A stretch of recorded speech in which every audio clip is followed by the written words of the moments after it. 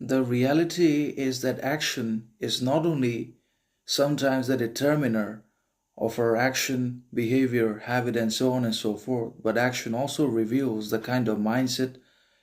perception, quality which we entertain, which we seek, which we develop in our lives in one or another. But then again, action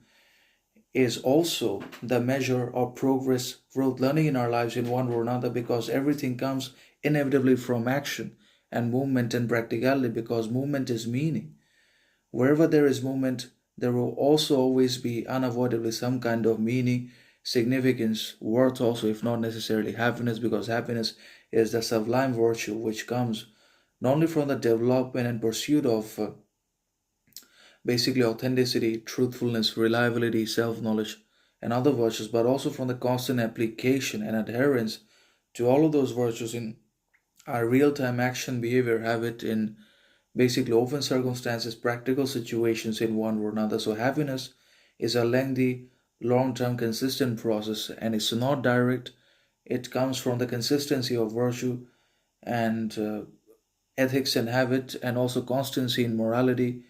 ideology, boundaries, standards which we're able to cultivate and which we're able to maintain, hold on to in one or another in our lives. So, definitely, action is not only the determiner of our thoughts,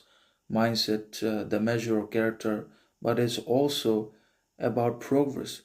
Wherever there is no movement, there cannot be any meaning whatsoever. Wherever there is no action, if we do not act, if we do not engage in action with our knowledge, education, and so on and so forth, then we just